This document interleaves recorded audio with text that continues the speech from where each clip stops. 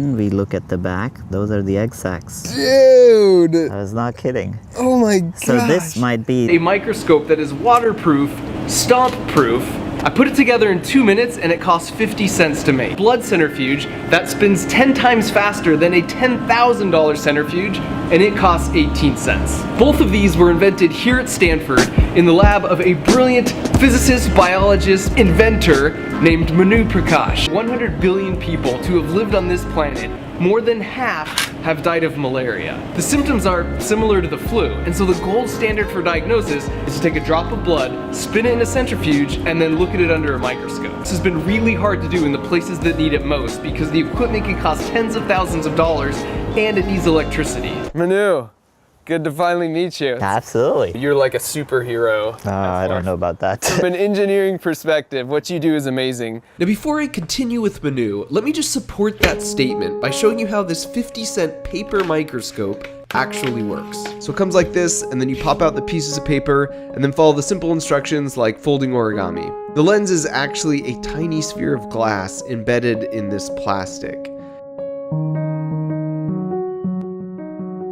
And you can put your slide in here, and then you look through that tiny glass sphere and it's magnified 140 times. You can even put your phone up to it and film and then capture video like this.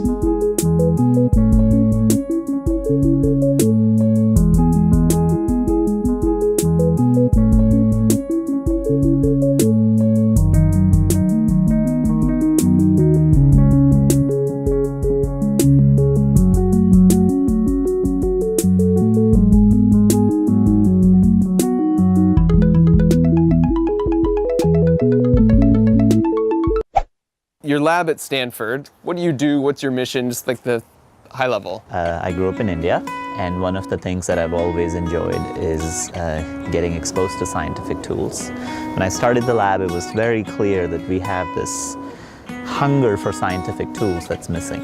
And so we spend almost 50% of our time building and designing scientific tools under the umbrella of frugal science. It can't cost a ton of money because every zero that you add to a scientific equipment, probably hundreds and thousands and millions and billions of people cut off. I wanted to test drive this paper microscope, so we got a scoop of seemingly clear water from this pond, and there was one tiny white speck that didn't settle to the bottom of our bag. So Manu suggested we take a closer look. They can sense suction, Ah, okay. and they run away. Oh, really? It's kind of like a fly when you're trying to squat it. It senses your hand coming before it comes, and that's what's actually happening. It realizes, just like it's about to go into a mouth of a fish, it runs away. But I think I'm gonna get it. We got it. There it is. Okay. Oh, there he is. He's in this one. Oh, perfect. And remember, to the naked eye, you can barely see this tiny white speck. Whoa! That's the single eye. You see that? Yeah. That little spot right there.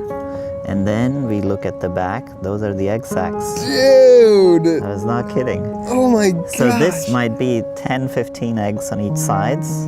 Those are antenna. Oh my gosh. So when I was sucking it in and it ran away, Yeah, it senses the pressure variation through those. That is so crazy. You know what this reminds me of? Like the first time I saw the stars with a telescope, Yeah. right? So you can see the stars all the time, Yeah. and you see even pictures of the stars, but until you actually see it Yeah. yourself in a telescope, Yeah. it's just like something shifts inside you. Yeah. And I feel like we're doing the same thing, Yeah. Yeah. but just the other way. No, I think that's such a Right. beautiful analogy. Okay, so with this 50-cent paper microscope, you can actually see any malaria in your blood. We generally think of blood as a red liquid, but it's actually full of particles like red blood cells, white blood cells, and platelets. And so the problem is, in just a couple drops of blood, you have 1 billion red blood cells, so it becomes a needle in a haystack to try and find a few that have malaria. So that's where a centrifuge comes in. So you take some blood and you put it in a tube, and the particles will be all mixed up like this. But when you spin it around really fast for a couple minutes, the centrifugal force pushes all the heaviest particles to the outside, and they displace the less dense particles towards the middle. So when you stop, All the particles are neatly organized from the most dense at the edge to the least dense in the center. And since a malaria-infected red blood cell is slightly less dense than a healthy one, you'll always find it in between the healthy red blood cells and the clear plasma. All that's to say, centrifuges are really critical, so I went to the lab to talk to Manu's colleague Saad to see how they applied their frugal science philosophy to this typically really expensive piece of equipment. These are traditional centrifuges. These require electricity, and you can see how massive that is. Imagine if you had to carry this on your back if you're in a research limited settings, you know, in India, for example, where I grew up. And so if you want to do this, you can't use something like this which costs thousands of dollars and requires electricity. And so while we were out there, we had a full scope, but you couldn't just take blood or urine or stool and do it. That became the bottleneck. And so the design problem statement that you come up with is, I want something probably less than $1, preferably made out of lightweight materials like paper, so it's easy to carry in your pocket. It should match the speeds of these devices. You think about different gears and mechanisms, and you go into your kitchen and your backyard and start thinking about toys. Toys are a great way. So we started looking at yo-yos, egg beaters, and others have thought about salad spinners. What we found in this Worldly Geek toy serendipitously is that it's one of the most efficient ways of converting your energy into rotational energy, and that was the aha moment. I see. Using strings as actuation in the middle rather than mechanical gears. Or I was just trying this out, and as soon as I saw that in 10 seconds, you kind of know in the back of your mind that this is something powerful, and you know, it transitions beyond a toy. It's something that has really important applications in global health. So let's recreate that moment. Yes. We're gonna take some blood and let's just spin it. we should take your blood. All right.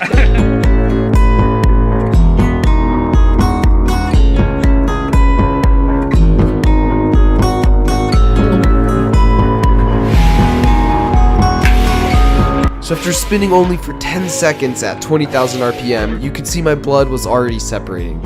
All right, here we go. That is crazy. So each one of those is a blood cell? What I love most about Manu and Saad is their childlike fascination and curiosity about the world around them. They're also incredibly observant, looking for ways their engineering talents might uniquely help or inspire others. It's a contagious optimism, and it's refreshing. Thanks for watching. The two examples of this are, this is I am awake, yes.